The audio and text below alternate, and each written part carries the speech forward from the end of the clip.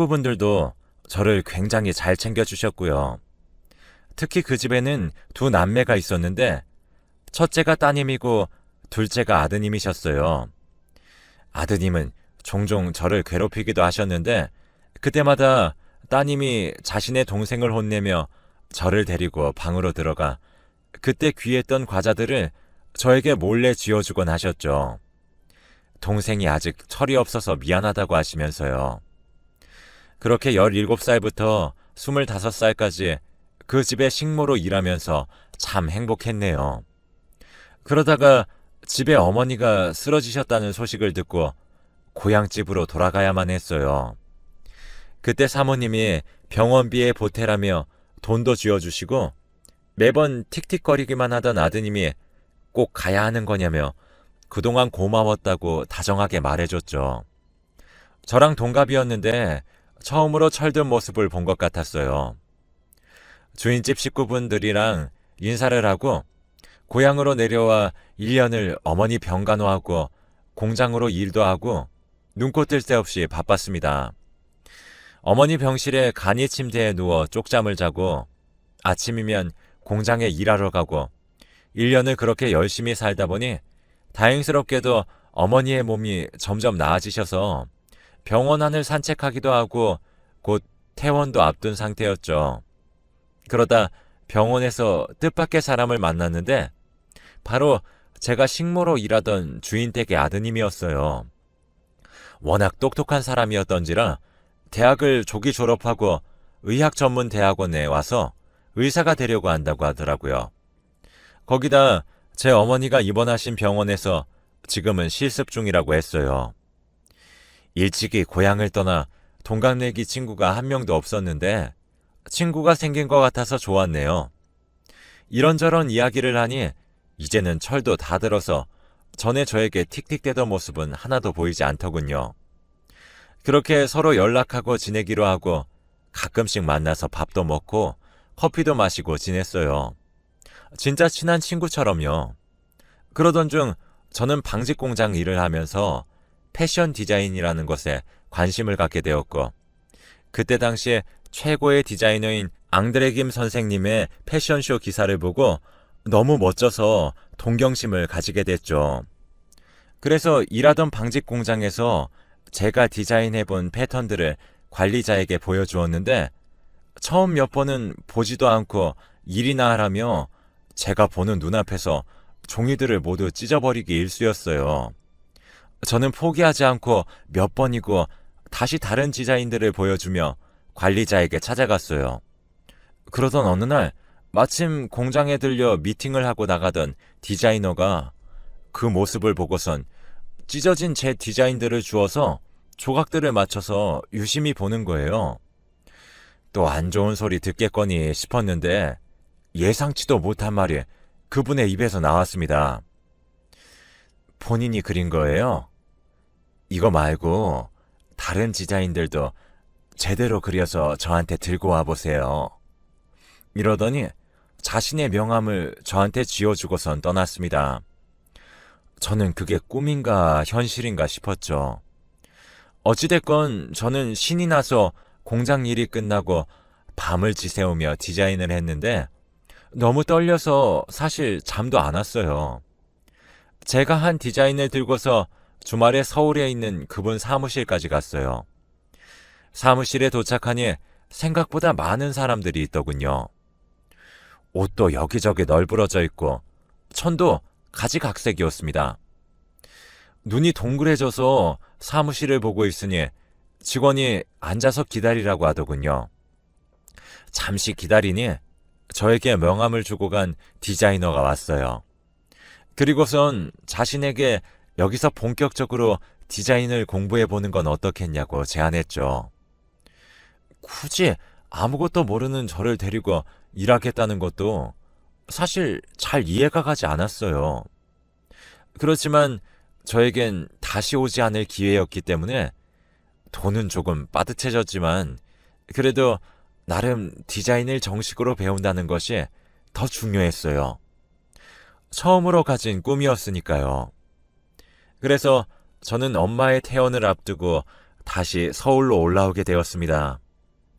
어디서 먹고 자고 해야 할지 하숙이라도 찾아봐야 하나 고민이었던 찰나 전에 일하던 집 사모님에게서 먼저 연락이 왔습니다. 제가 서울로 다시 올라간다고 하니 그 집 아들이었던 영수가 자기 집에 말해서 저를 자기 집에서 살게 하는 건 어떠냐고 한 거죠. 물론 아예 공짜로 살게 해주는 건 아니고 방세로 돈도 아주 적게 받으시겠다고는 하셨습니다. 거의 받지 않는 수준이었어요. 식모살이 할 때부터 저를 늘 잘 챙겨주시고 제가 잘 방을 미리 예쁘게 꾸며놓고 저를 기다리고 계셨는데 이제는 자기가 밥을 해주겠다고 하시면서 제가 어릴 적에 좋아했던 반찬들을 어쩜 그리 다 기억하시는지 알뜰하게도 친엄마처럼 저를 챙겨주셨어요. 덕분에 편하게 일을 다니기 시작했어요. 회사에서 생각보다 일도 빨리 적응하고 사장님이 많이 챙겨주셔서 디자인도 많이 배웠습니다. 그렇게 몇 년을 일하다가 사장님과 다른 몇몇 디자이너분들이 함께 패션쇼를 열었는데 저나 다른 직원 언니도 정식으로 이름을 올리진 못했지만 매일 밤을 새워가며 함께 준비했었고요. 이름은 사장님만 올라갔지만 저희의 디자인도 섞여 있었기 때문에 직원들도 뿌듯해했어요. 하지만 그때부터 사장님은 저희의 디자인들을 마음대로 가져다 쓰며 자신이 만들어낸 것 마냥 행세를 하고 다녔는데 특히 제 디자인이 그 중에 가장 많았죠. 당당하게 자신의 것처럼 인터뷰도 곧잘 하셨고 보다 못해 저는 사장님께 찾아가 이제 디자이너로 제 이름을 알리고 싶다고 말씀드렸어요. 쇼를 준비하시는 건 혼자 하시던가 아니면 참여한 사람들 이름 모두 올려달라고 했지만 사장님은 코웃음을 치며 지금까지 디자인들이 찬사를 받아온 건 저의 디자인 때문이 아니라 자신의 명성 덕인데 저에게 건방지다고 나가라고 했습니다. 조용히 있으면 저에게 언젠가 기회를 줄 테니 그때까지 가만히 있으라고 했죠. 지금까지의 제 디자인을 가로채놓고 그렇게 말하니 너무 우스워서 홧김에 저는 이런 사장 밑에서 일하기 싫다며 회사를 그만둬 버렸네요. 이제 경력도 쌓였겠다. 이곳이 아니라도 일할 곳은 많다고 생각했거든요. 하지만 현실은 그리 녹록지 않았습니다. 이미 사장이 업계의 소문을 싹 다 내버린 후였거든요. 어딜 가도 제가 일한 경력을 쳐주지도 않았고 저에게 면접의 기회조차 주지 않아서 한 달 동안 서울에 있는 모든 회사에 문을 두들겨 보았지만 결과는 참담했죠. 그러던 중 함께 일하던 언니에게서 전화가 왔는데 전화가 와서 하는 말이 이제 이쪽 일은 접으라며 걱정하듯이 말하더군요. 업계에서 제가 자꾸 사장님의 디자인을 몰래 훔쳐서 자신이 한 것처럼 다른 직원들에게 보여주고 다녔었다며 이제까지는 보여주고 다닌 게 회사 내의 사람들이라 그동안 참았는데 이제 어디까지 디자인을 유출할지 모른다고 말하고 다닌다고 하더라고요. 저보다 오래 일했던 직원 언니들이 계속 회사를 그만두던 이유도 사장에게 자기도 디자이너로 이름을 올려달라고 하자 저에게 한 말과 똑같이 하며 다시는 업계에 발들여 놓을 생각하지 말라고 했답니다. 다른 직원분들이 말하는 건 모두 묻혀버리니 저도 몰랐던 거죠. 어찌됐건 업계는 좁고 이미 저에 대한 소문이 그렇게 나버렸으니 한동안은 다시 취업하기는 어려울 거라고 했고 자신이 이 이야기를 해줬다는 이야기는 비밀이라고 하고선 언니는 전화를 끊어버렸습니다. 그 말을 들은 저는 도저히 참을 수가 없어 그 길로 회사로 향했고 회사에 도착하니 또 저처럼 아무것도 모르는 직원 하나를 그 사이에 새로 뽑았길래 저는 그 직원 보란 듯이 사장에게 소리 지르고 사장실을 뒤집어 엎어버렸습니다. 어떻게 그럴 수가 있냐며 아무것도 모르는 애 데리고 와서 디자인만 쏙 빼먹고 버리는 게 디자이너로서 부끄럽지도 않냐며 난리를 쳤더니 신입으로 보이는 사람도 눈이 댕그레져서 상황을 보고만 있었습니다. 대충 제가 소리 지르며 하는 말을 듣고선 대충 상황 파악이 된 건지 사장을 보는 눈빛이 달라지더라고요. 그렇게 속 시원하게 사장에게 할 말도 다 하고 회사에서 난리도 쳤지만 바뀌는 것은 없었고, 제가 난리를 친 것까지 함께 소문이 나서 이전과 같은 상황이 반복될 뿐이었죠. 저는 그래서 그냥 포기하고 고향으로 돌아가서 그곳에서 작은 옷가게 하나를 차렸습니다. 다행히 서울에서 디자인 회사 다니다 차린 옷가게라고 입소문이 나서 손님들이 꽤나 많이 찾아주었는데, 그러던 중 주인집 내 아들인 영수가 가게로 찾아왔고, 오랜만에 만나니 이미 의사가 되어 제 고향에서 제일 큰 병원에서 내과 의사로 일하고 있다더군요. 어렸을 적에 개구쟁이처럼 저를 못살게 굴던 모습은 온데간데 없이 멋진 의사 선생님이 되니 조금은 멋져 보이긴 했지만, 있는 집 아들이 의사까지 되니 제가 어딜 감히 넘볼 수 있겠나요. 그냥 친구처럼 지내면서 자주 만나서 밥도 먹고 술도 먹고, 그 친구가 쉬는 날에는 거의 빼먹지도 않고 만났어요.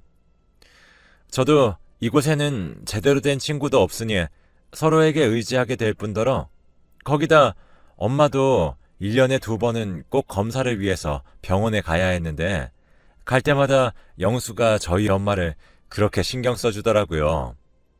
그럴수록 저는 영수에게 마음이 갔는데, 차마 티는 못 내고 있었지만 엄마는 이제 저도 자리도 잡았고 나이도 찼으니 결혼을 해야 하지 않겠냐며 저보고 선을 보라고 하셨죠. 물론 엄마도 저와 영수를 보고선 뭐가 있냐 넌지시 물어보곤 하셨지만 차마 마음이 있는 것도 말을 못했습니다. 그러니 엄마는 얼른 결혼이나 하라며 막무가내로 선을 잡으셨죠. 그렇게 처음으로 선을 보러 나가면서 어차피 영수는 저에게 올려다보지도 못할 나무인데 혼자 마음고생을 하는 것보단 차라리 선 보고 적당한 사람이 있으면 만나보면서 영수에 대한 마음은 그냥 접자고 마음먹었고, 그렇게 서너 번의 선을 보면서 참 별의별 사람들을 만났습니다. 건실하게 생겨서는 저보고 대놓고 서울에서 일하다 왔으면 이리저리 순결하지 않은 거 아니냐며 저를 아주 질이 떨어지는 여자 취급을 하면서도 그래도 자신 정도면 데리고 살아줄 수 있다는 듯이 이야기를 하는 거였죠.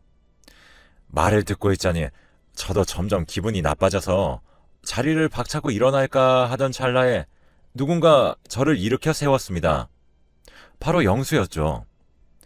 저보다 더 굳은 얼굴로 여기서 왜 이런 이야기를 듣고 있냐며 제 손을 끌고는 가게 밖으로 나왔고, 영수는 선을 본다고 했으면 제대로 된 사람이랑 보던가 무슨 저런 사람이랑 앉아서 그러고 있냐며 저를 타박하는 겁니다.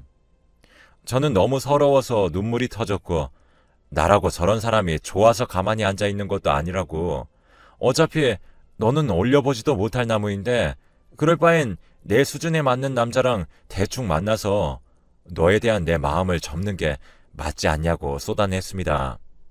그러니 처음에는 잔뜩 화가 나서 굳은 표정으로 저를 보고 있던 영수의 얼굴은 제가 말을 다 끝내니 빨갛게 되어 있더라고요.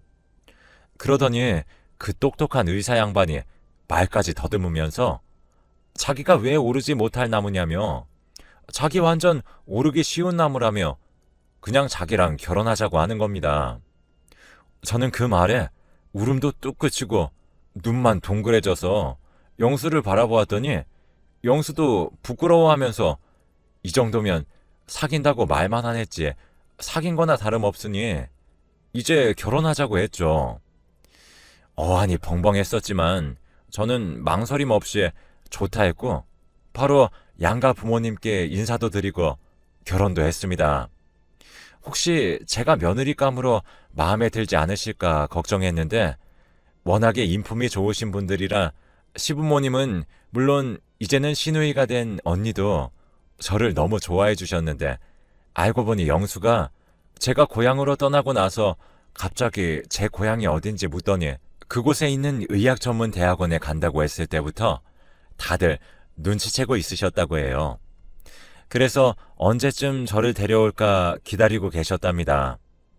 그렇게 저는 너무 행복한 결혼 생활을 시작했고, 아이도 둘이나 낳아 오순도순 잘 키우기 시작했지만 아이들이 중학교에 들어갔을 무렵에 시어머니에게 치매가 찾아왔어요. 아버님도 일을 하시니 바쁘시고 저희도 서울까지 자주 찾아가지 못하니까 증세가 이미 심해질 대로 심해지고 나서 알아차렸습니다. 그렇게 교양이 있으시던 어머니가 일주일에 한두 번은 소리를 지르시면서 온갖 물건들을 모두 집어 던지신다고 하셨죠. 아버님은 저희에게 알아서 할 테니 신경을 쓰지 말라고 하셨지만 어머님에게 입은 은혜가 얼마인데 가만히 있을 수는 없었고, 그래서 저희가 서울로 올라가서 어머님을 보살펴드리면 어떨까 남편에게 말하니 제가 먼저 그렇게 말해주니 너무 고맙다고 하며 남편은 서울로 취직할 병원을 알아봤죠. 그렇게 저희는 다시 서울에 그 집으로 돌아오게 되었습니다.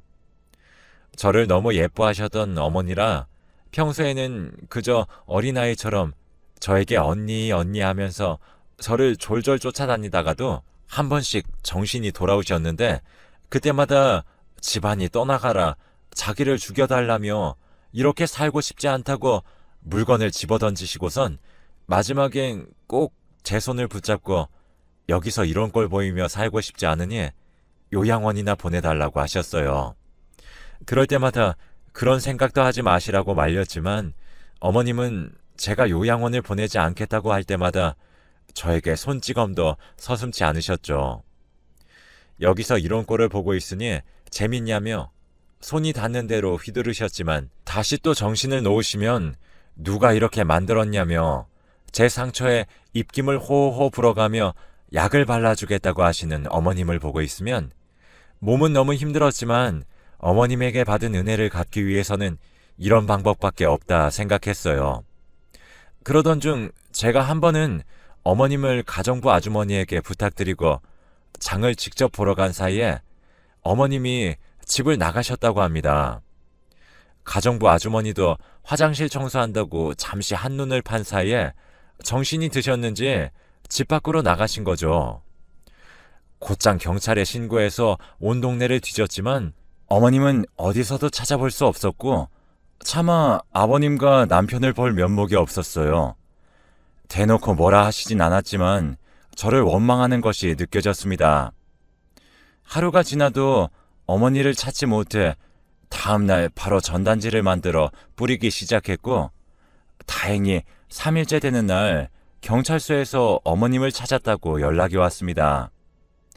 부랴부랴 달려가니 어머님을 데리고 오셨다는 분과 함께 나란히 경찰서 한쪽에 앉아 계셨는데 가만 보니 저희 어머님을 발견하셨다는 분은 바로 이전에 제 디자인을 마구 쓰던 회사의 사장이었습니다. 경찰서에 함께 간 남편과 아버님은 사장의 손을 꼭 붙잡고 정말 감사하다며 몇 번의 인사를 하는 동안에도 저는 멀찍이 서서 간신히 들릴 정도의 목소리로 감사하다고 했을 뿐이었어요. 그런 저를 보고 이상하다 생각한 남편은 어머님을 찾아서 경찰서까지 데려다 주신 분인데 왜 그렇게 표정이 떨떠름하냐며 물어봤고 저는 나중에 말해준다고 하고선 얼른 어머님을 집으로 모셔와 씻겨드렸습니다.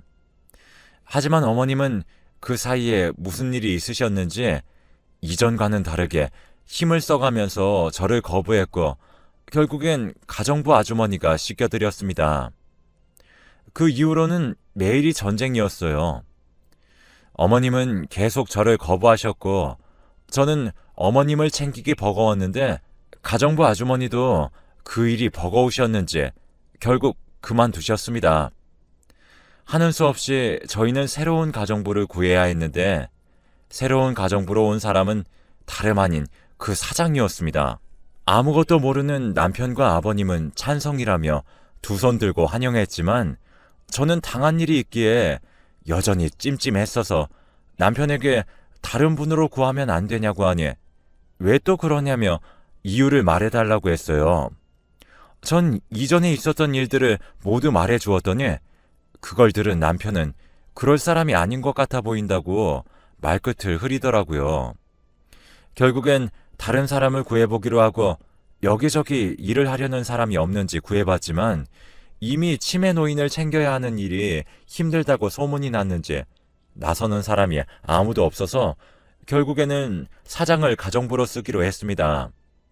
사장은 제가 그렇게 회사에 찾아간 후에도 계속 똑같은 짓들을 하다가 결국에는 소문이 나서 아무도 회사에서 일을 하려는 사람이 없어서 결국 망했다고 하더라고요. 그 이후로 저렇게 가정부 일을 하기 시작했다고 합니다. 어머님도 사장을 좋아하셔서 다시 일하는 게 수월해졌고 이제는 점점 제정신으로 돌아오시는 일도 드물어졌습니다. 사장에게도 그때 그 일을 미안했다고 사과도 받았습니다. 사과도 받았고 어머님에게 너무 잘해주어서 사장과의 사이도 좋아지는 듯 했지만 그것도 다 거짓말이었어요. 매일 저에게 방에서 쉬라고 하는 동안에 저는 집에서 점점 집안일도 거의 하지 않고 모두 가정부에게 시켰죠. 유일하게 하던 어머님을 돌보는 것마저 이제 어머님이 저를 거부했으니까요.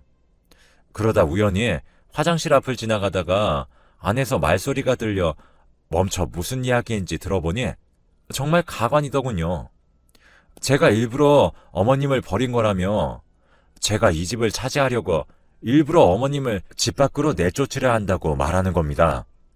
어머님은 그 말에 맞다고 맞장구를 쳤고 제가 아주 못된 사람이라며 자기가 나갔을 때 찾으러 오지도 않았다며 동조하고 계셨어요.